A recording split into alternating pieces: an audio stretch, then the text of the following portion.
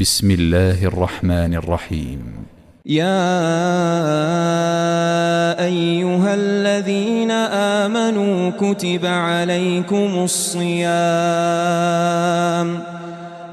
عليكم الصيام كما كتب على الذين من قبلكم لعلكم تتقون أياما معدودات فمن كان منكم مريضا أو على سفر فعدة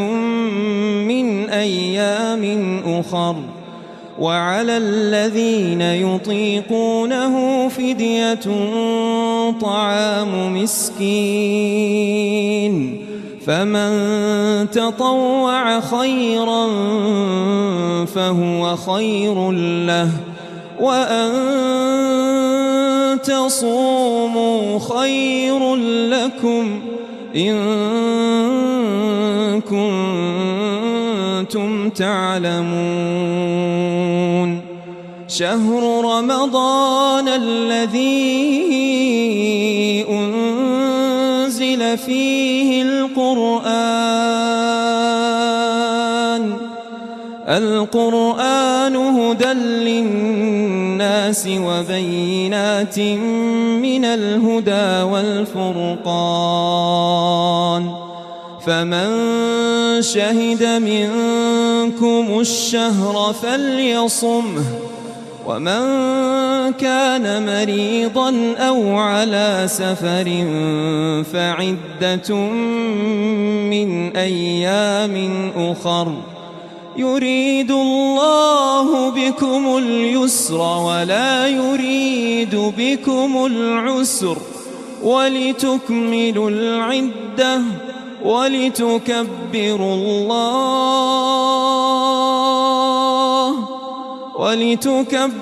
الله على ما هداكم ولعلكم تشكرون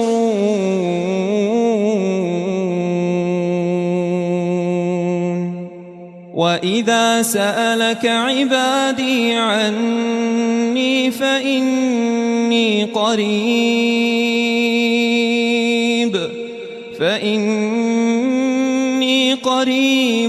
أجيب دعوة الداع إذا دعان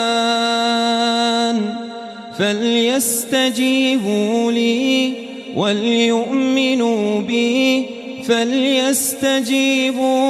وليؤمنوا بي لعلهم يرشدون أحل لكم ليلة الصيام الرفث إلى نسائكم هن لباس لكم وأنتم لباس لهم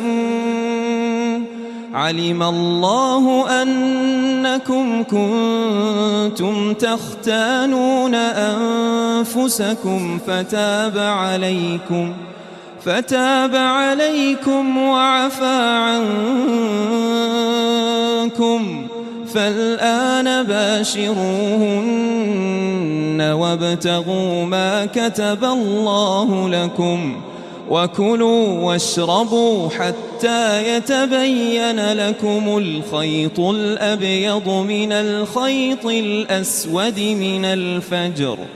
ثم أتموا الصيام إلى الليل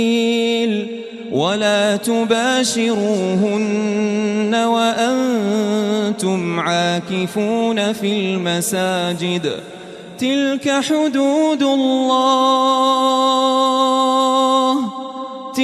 حدود الله فلا تقربوها كذلك يبين الله آياته للناس لعلهم يتقون